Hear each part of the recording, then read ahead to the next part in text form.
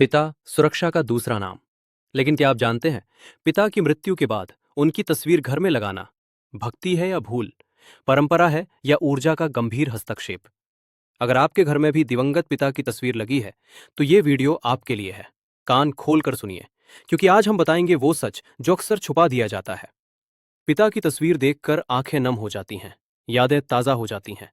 उनकी डांट, उनका प्यार, उनका त्याग। इसी भावुकता में हम उनकी तस्वीर को ड्राइंग रूम, बेडरूम या पूजा स्थल में लगा देते हैं।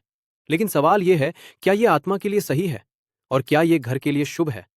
भारतीय शास्त्रों और आध्यात्मिक मान्यताओं के अनुसार मृत्यु के बाद आत्मा एक यात्रा पर निकलती है। श्राद्ध, तर्पण और पिंडदान का उद्देश्य यही होता है कि आत्मा इस संसार से बंधी ना रहे।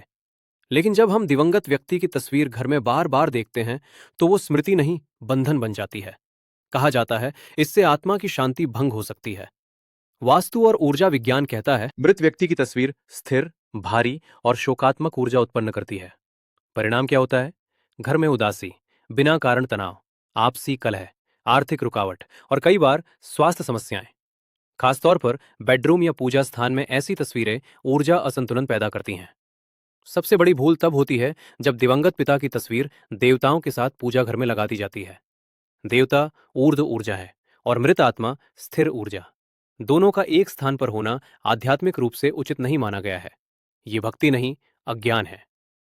तो क्या पिता की तस्वीर बिल्कुल न रखें? उत्तर है नहीं। तस्वीर एल्बम में रखें या घर के किसी शांत कोने में बिना रोज निहारने के। नियमित रूप से श्राद्ध और दान करें। उनके नाम से किसी जरूरतमंद की सहायता करें। पिता को तस्वीरों में नहीं, अपने संस्कारों में जीवित रखिए, क्योंकि सच्चा प्रेम बंधन नहीं बनाता, मुक्ति देता है।